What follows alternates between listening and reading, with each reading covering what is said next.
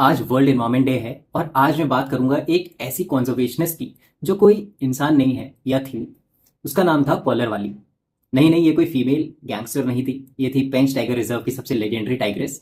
एक ऐसी माँ जिसने सिर्फ अपने बच्चों को नहीं पाला बल्कि पूरे पेंच टाइगर रिजर्व का फ्यूचर बदल दिया। पेंच वही जंगल है जिसके फॉरेस्ट ने रुडयार्ड किपलिंग को द जंगल बुक लिखने के लिए इंस्पायर किया था। और अगर आज पेंच इंडिया के बेस्ट टाइगर रिजर्व्स में गिना जाता है तो उस कहानी में कॉलर वाली का भी बहुत बड़ा रोल है। कॉलर वाली का जन्म 2005 में हुआ था।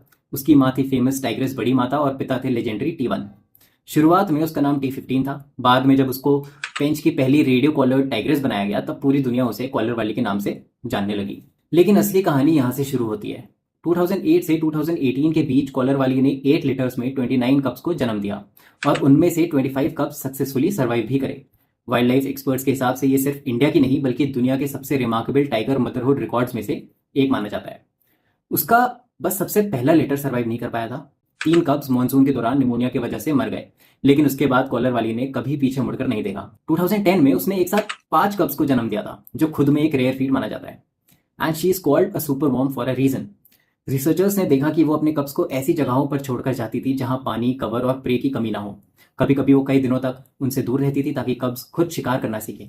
एक बार तो साइंटिस्ट को लगा था कि उसने अपने कब्स को छोड़ दिया है, लेकिन बाद में पता चला कि वो एक नए मेल टाइगर को अपने कब्स से दूर रखने के लिए खुद उससे एंगेज कर रही थी। वो एक स्ट्रैटेजिस्ट थी। कहते हैं कॉलर वाली से पहले पेंच में टाइगर साइटिंग्स काफी रेयर होती थी, लेकिन धीरे धीरे वही पेंच की पहचान बन गई। उसका टेम्परामेंट इतना काम था कि टूरिस्ट और फोटोग्राफर्स उसे बार बार देख पाते थे, और उसका साइज इतना बड़ा था कि कई बार लोग उसे मेल टाइगर समझ लेते थे। सबसे खास बात यह थी कि उसने अपनी पूरी जिंदगी लगभग एक ही टेरिटरी में गुजारी और उसी एरिया पर राज किया। जहां एक वाइल्ड टाइगर की एवरेज एज लगभग 12 साल मानी जाती है, कॉलर वाली ने 16 साल की उम्र तक जीवन जिया। जनवरी 2022 में उसकी डेथ ओल्ड एज की वजह से हुई। आज पेंच में 80 से ज्यादा टाइगर्स हैं, उनमें से कई की ब्लड लाइन कहीं ना कहीं कॉलर वाली तक पहुंचती है। इसलिए जब लोग उसे सुपर मॉम कहते हैं तो बात सिर्फ 29 कप्स की नहीं होती, बात उस लेगेसी की होती है जो उसने पूरे जंगल को दे दी।